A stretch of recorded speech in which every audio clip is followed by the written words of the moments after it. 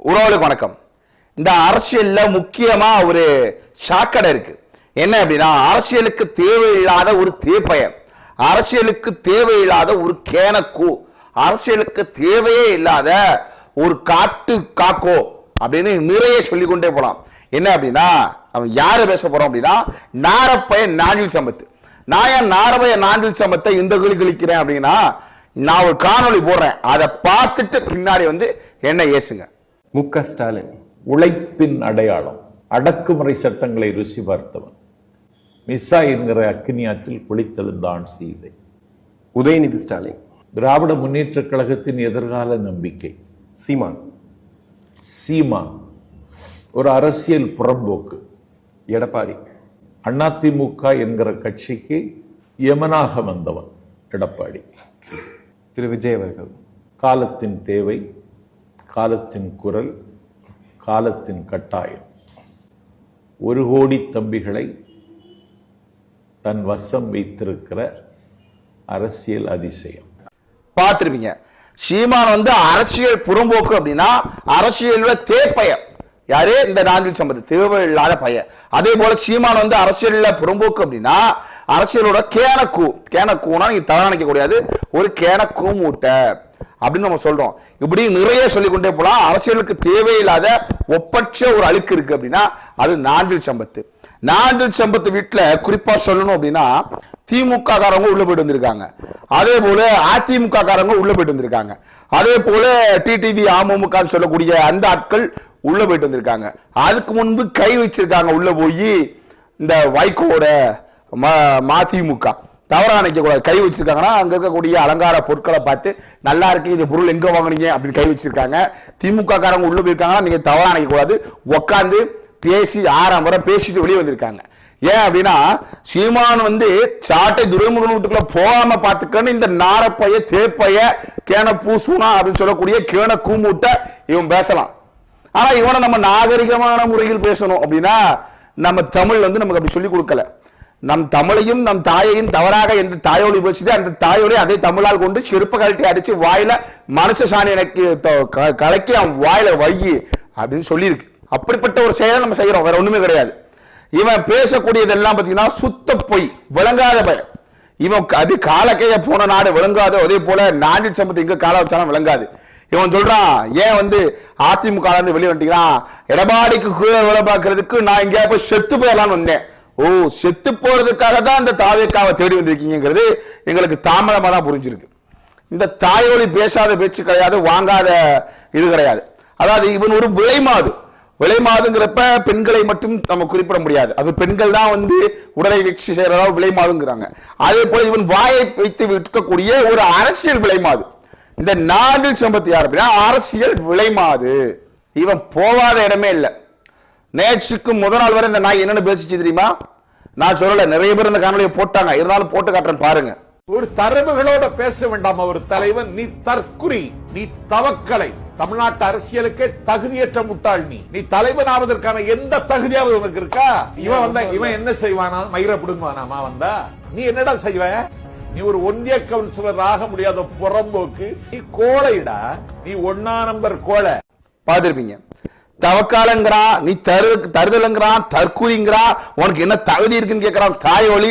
இன்னைக்கு என்ன அப்படின்னா, நீ ஆள பிறந்தவன், இந்த 1 கோடி இளைஞர்களை நம்பிக்கை நாயகன், ஒரு எப்படி சொல்ல ஒரு காலத்தின் தேவை அப்படின்னு தேப்பைய போல பேசிட்டு இருக்கான். தேவையில்லாத பயம். கோவம் வருமா வராதா சொல்லுங்க? எப்படி ஒரு தேவையில்லாத தேப்பயரா தெரியுதோ அது போல தேவையில்லாத ஒரு கட்சி தற்கொலை கழக கட்சி. அப்படி நம்ம சொல்லி கொண்டு போலாம். இவன் இப்ப புதுசா எல்லாரும் வீட்டுக்கு இப்படி போயிட்டு இருந்தாங்க. அதே போல இப்ப விஜயோட கட்சி சார்ந்தவர்கள் விஜயும் அவர் வீட்டுக்கு போறாங்க. ஏன்னா நாஞ்சில் சம்பத்தோட ரசிகன் அல்லவா விஜய். நாஞ்சில் சம்பத் அப்படி ஒரு அழகா இருக்கும் அவர் வீடு. அவர் வீடை பார்த்தீங்க அப்படின்னா அரண்டு போயிருவீங்க. அப்படி ஒரு அரண்மனை போல இருக்கும். அந்த அரண்மனைக்குள் நுழையிறதுக்கு நுழைந்த நிறைய பேர்லாம் இருக்காங்க.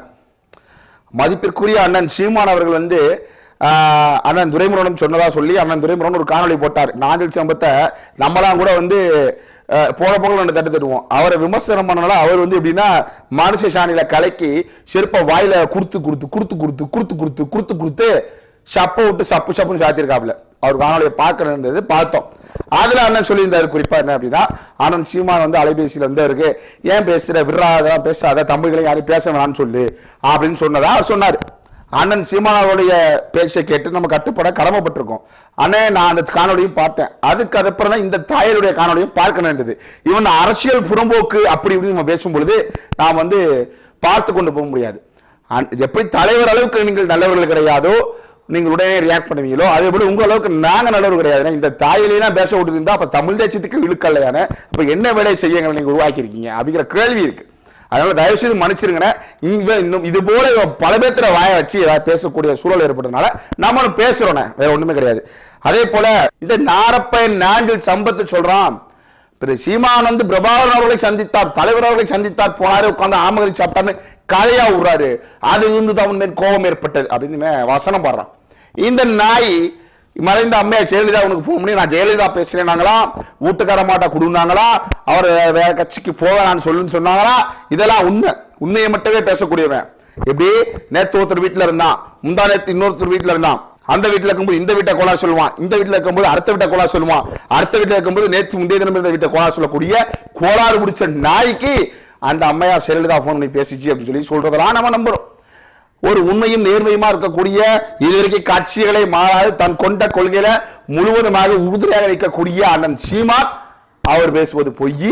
இவர் தேச புனிதரு. இந்த தேப்பைய மூஞ்ச பார்த்தாலும் தெரியும், நாரப்பைய நக்கி பிழைக்கக்கூடிய நாய்களை நேரில் பார்க்கணும் அப்படின்னா இந்த நாஞ்சில் சம்பத்து, இந்த நாய் சொல்லுவது உண்மையா, ஆனா சீமான் சொல்லுவது பொய்யா. இதெல்லாம் வந்து வாயில சிரிக்க கூடாது. எங்க ஊரு போலத வயசான அம்மாக்கள் வாயில சிரிக்காரா சிரிச்சுக்கிறா அப்படிங்கும். அது போல இவனை பார்த்து நம்ம எல்லாம் சிரிச்சுக்கணும், நல்லா சிரிக்கணும், வெக்கமா இல்ல. அதே போல இவன் என்ன சொல்றான் அப்படின்னா புறம்போக்கா. ஆமா, சீமானன்னா அரசியல் புறம்போக்குனா கூட ஒரு கேப்பாராட்சி இருக்கக்கூடிய இடத்த, ஒரு புறம்போக்கா இருக்கக்கூடிய இடத்த அது தமிழ் தேசிய கட்டமைப்புல உருவாக்கி பல காடுகளை நடத்தக்கூடியதாக செயல்படலாம். ஆனா இவனை போல ஒரு தேப்பையில பார்த்தது உண்டோ சொல்லுங்க? தேப்பையனா என்ன? தேவையில்லாத பய, ஒரு நாதாரி பய, ஒரு கொடுங்கோல் ஆட்சியை தூக்கி பிடித்துக் கொண்டு இவன் வைத்த தமிழை வச்சு விவகாரம் பண்ணி திங்கக்கூடிய நாய் இது பேசுது. அண்ணன் சீமான் வந்து பல பேருக்கு வந்து அந்த ஈழ போரை முன்னிறுத்தி தமிழை வச்சு சம்பாதிக்கிறாருன்னு சொல்லுது. ஏய், சம்பத்து சம்பாதிக்காதவடையாரா சொல்லு? சம்பத்து வாய் வச்ச இடம் என்னன்னு தெரியுமா? 5000 காசை பீல போட்டா காசை எடுத்துட்டு பீ நக்குவான் அவன். உண்மையுமே நீங்க காசை வச்சு அதுல சாணியை கொஞ்சம் வச்சிருங்க, அவன் என்ன சொல்லுவான், வாயாலே சாணியை நக்கிட்டு 5000 காசு எடுத்து பாக்கெட்ல வைக்க பரதேசி பண்ணானே யாரு? இந்த நாதாரி பைய. இவெல்லாம் வந்து சீமானையும் தமிழ் தேசியத்தையும் பேசும் பொழுது செருப்பை கொண்டு அடிக்கணும்னு தோணுமா தோணாதான்? அது என்னடா தமிழ் தேசியம் பேசினா உங்களுக்கு அவ்வளவு எரியுது, வைத்தறிச்சலா இருக்கா இல்ல சுத்தரிச்சலா இருக்கா? அப்ப தமிழ் தேசியம் பேசினா எவனா இருந்தாலும் எதிர்ப்ப. திராவிடம் தமிழ் தேசியம் ஒரு கண்ணுன்னு சொன்ன அன்னைக்கு தெரியாத நாய யாரு? இந்த நாய்க்கு அந்த நாய அன்னைக்கு பேசும் பொழுது தெரியாத நாய இன்னைக்கு சொல்றான். நான் விஜய் வந்து என்னைக்கு வந்து தமிழ் தேசியமும் திராவிடம் கண்ணுன்னு சொன்னாரோ அதுல நின்னுட்டு எவ்வளவு நாள உட்கார்ந்து இருந்தியா, படுத்து இருந்தியா, பரதேசி புறம்போக்கு மூஞ்சி வைக்கிற முட்டா பயல, முட்டி செத்த மாமா பயல அப்படின்னு கேள்வி கேட்கறது இருக்குல்ல. கேள்வி கேட்க தோணுமா தோணாதா சொல்லுங்க? இவன் பேசுறான் அரசியல் புறம்போக்கு சீமான் அப்படின்னா அரசியல் தேப்பைய நாஞ்சில் சம்பத்து இல்லையா சொல்லுங்க? அரசியல் விளைமாது நாஞ்சில் சம்பத்து இல்லையா அப்படி நம்ம கேட்கலாமா? இவனுக்கு மட்டும் தமிழை கோர்வையாக பேசிக்கொள்ள முடியுமா? ஏன் எங்களுக்கு தெரியாதா? இவருக்கு மட்டுமே தமிழ் என்ன உரித்தது ஆயிற்றா? இவர் அப்படியே அதாவது நம்மை விட நம் மொழியை நன்றாக பேசுபவனை சற்று உன்னித்து பாருங்கள், அவன் நம்மவனாக இருக்க மாட்டான். அப்படிப்பட்ட ஆள் தான் அந்த நாஞ்சில் சம்பத்து நாரப்பைய விளைமாது, அரசியல் விளைமாது. யார் அப்படின்னா இந்த நாஞ்சில் சம்பத். இப்படிப்பட்ட பரதேசி பையன் ஒரு வாரத்துக்கு முன்னாடி போய் உதயநிதி ஸ்டாலின் பிறந்தநாள் விளையாட கொண்டாடி இருந்து அவர் ஆகா ஓகோ எதிர்கால நம்பிக்கை இப்ப கூட சொல்றான், திராவிடத்தினோட நம்பிக்கை அது முதலமைச்சர் மயிர்முடின்னு சொல்லிட்டு இவன் வந்து விஜயை தூக்கி பிடிக்க வந்திருக்கானா. இதுல ஒரு திட்டம் வச்சிருக்கானா, தாவேக்கால 1000 நபர்கள் அதாவது பல ஆயிரம் நபர்களை ஒன்றிணைத்து பேச கத்துக் கொடுக்க போறானா. பேச கத்துக் கொடுக்குறானா இல்ல உன அப்புறம் மாற கத்துக் கொடுக்க போறான்னு தெரியல, இல்ல இவன மாதிரி வீட்டுக்குள்ள எப்படி பூரா கத்துக் கொடுக்க போறானான்னு தெரியல. பூராப்ப அப்படின்னு நம்ம நிறைய சொல்லி கொண்டு போலாம். இப்படி வந்து இந்த அரசியல்ல ஒரு அழுக்கான மனிதன் இருக்கிறான் அப்படின்னா பார்த்து நம்மளாம் வந்து உலக நாடுகளை வியந்து போகுது. நாஞ்சில் சம்பத்து போல நாரப்பயலா வாழ முடியுமா, ஒரு தேப்பயலா வாழ முடியுமா, ஒரு விளைமாதுவா வாழ முடியுமா அப்படின்னு உலக அரசியல் அமைப்பை பார்த்து நடுங்குது. ஏன் அப்படின்னா நேத்து ஒரு பேச்சு பேசுவான், இன்னைக்கு ஒரு பேச்சு பேசுவான். நேத்து எவனை கெட்டவனா அன்னைக்கு குடிச்சிருவான் அந்த நாய். யாரு நாரப்பைய விளைமாது நாஞ்சில் சம்பத் அப்படின்னு அண்ட சாஸ்திரமுமே உன்னை பார்த்தா ஆடி போகுது. அப்ப மக்களாக நீங்க தெளிவா இருங்க. இந்த தாயொலி இவனை போல ஆட்களுக்கெல்லாம் எவனெல்லாம் கூட்டு சேரான்னு பாருங்க. ஒரு தாவேக்கான் தருதலை கூட்டத்துக்கு, அதாவது இனம் தெரியாத, வழி புரியாத, மொழியை அழிக்கக்கூடிய, சீரழிக்கக்கூடிய, வாயில சமஸ்கிருதமா பேசக்கூடிய விஜயோட கூட்டணி இருக்கக்கூடிய இவர்களுக்கெல்லாம் நீங்க வாக்கு செலுத்த போறீங்களா? இல்லது உருட்டு திருட்டு நாதாரித்தனம் சொல்லி திராவிடம் பேசக்கூடிய திராவிட திமுக வாக்கு செலுத்த போறீங்களா? ஒரே நாடு ஒரே கொள்கைன்னு சொல்லி கொண்டு காவி பூசக்கூடிய பாஜக வாக்கு செலுத்த போறீங்களா? இல்ல இந்த மண்ணையும் மக்களை நேசித்து இந்த மண்ணுக்கு மக்களுக்குமாக அனைத்து போராட்டத்திலும் அனைத்தும் அனைவருக்கும் கிடைக்கணும்னு சொல்லி இயற்கையை பேணி காக்கக்கூடிய அண்ணன் சீமானுக்கு வாக்கு செலுத்த போறீங்களாங்கிறத நீங்க தான் முடிவு பண்ணணும். நான் திரும்ப திரும்ப என்ன சொல்றேன் அப்படின்னா, சீமானுடைய முகமே சின்னமா இருக்கக்கூடிய விவசாய சின்னத்துக்கு நீங்க வாக்கு செலுத்தினாதான் எதிர்கால தலைமுறை வாழ முடியும். இல்ல அப்படின்னா வாழக்கூட வழி இருக்காது. இன்று நாங்கள் உங்களிடம் கேட்பது வாக்கு பிச்சை அல்ல, எதிர்கால தலைமுறையோட வாழ்க்கை பிச்சைய. அதை கருத்தில் உணர்ந்து கொண்டு கயவர்கள் யாரு, கய நஞ்சவர்கள் யாரு, யார் நம்மவர்கள்னே நீங்க சிந்தித்து செயல்படணும். இவர்கள்லாம் போட்டு கூட்டணியிலிருந்து இவர்கள் கட்சியை சேர்த்து எண்ணத்துல உச்சத்துல இருக்கக்கூடிய இந்த உச்சா நடிகை செய்ய போகிறார் நீங்க யோசிக்க போறீங்க? சொல்லுங்க. இப்படி ஒரு கேனப்பைய நாஞ்சில் சம்பத்து மறக்கவே மறக்காதீங்க.